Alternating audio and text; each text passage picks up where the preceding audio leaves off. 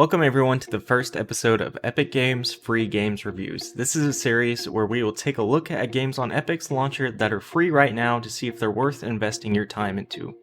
Anyone that has the Epic Games launcher on PC can pick these games up for free right now. The question we're going to ask is if all of them are really worth investing your time into. Everyone has busy schedules, so we'll find out here with free Epic Games Reviews to see if any of them catch your interest. First game we're going to look at is Enter the Gungeon. Enter the Gungeon is a bullet hell roguelike video game developed by Dodge Roll, which was originally released on PC and PS4 on April 5th, 2016, and then on April 5th, 2017 for Xbox One. This game all around receives stunning reviews from all the major websites such as IGN, Metacritic, and Screen Rant, but I want to go ahead and take a look at actual gameplay to see if it really does live up to all of its praise. Enter the Gungeon does not have much depth to it in terms of story. So if you're only interested in a story-driven game, this one may not be for you.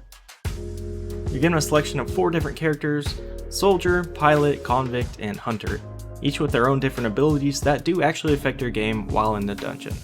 You're pretty much told to go and shoot stuff, and really, that's it. I remember clearly that one of the lines was, "Go and shoot your past in the face." That's pretty much in terms of story though. You enter the Gungeon and try to survive while shooting tons of enemies. But honestly, that's where the fun comes in. But before we talk about gameplay, I do want to mention the art style a little bit. One of the things that catches your attention with Enter the Gungeon right off the bat is the art style. This game stands out among others of similar art style with its vivid colors and wacky design of guns. Characters and environments are also equally as wacky and vivid. The enemy design and the weapon design stood out the most to me throughout my time playing it. Enemies in the Gungeon are pretty much everything bullet related, hence the name Gungeon. From shotgun shells carrying AK-47s to a giant bullet king as one of the first boss encounters. The enemy models are pretty enjoyable to fight because they're just so far out there. That partnered with the equally as strange guns, this game is a lot going for it in terms of humor. One of the most notable boss fights for me was a giant bird holding a Gatling gun. Now I fully love when developers embrace this crazy weird design of character models and weapons because it shows me they had fun making it, which makes me have more fun playing it. Now we're going to talk about the music. This game's music is phenomenal. I've never played a game that made each fight so memorable with its music. Even while recording and typing this out, I still have some of the battle music stuck in my head. I mean, it's just that catchy and good. In fact, I want you all to go ahead and listen to a little clip of the game's starting menu.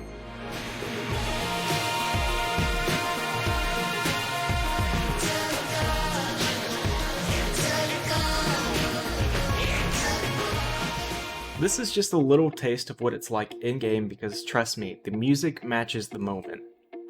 Finally, I want to talk about the gameplay. It's fast, it's full of bullets, and it's smooth, but it's also incredibly hard.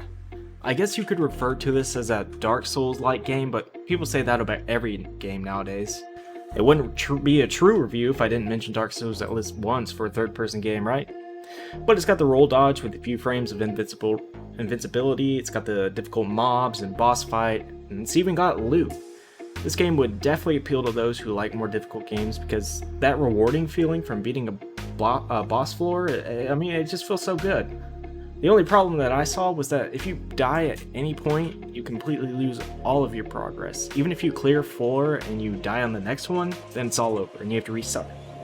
And health is also a very rare object to find, making it even more difficult. I mean, you can buy it from shops and sometimes it drops from mobs, but honestly, it's not that common.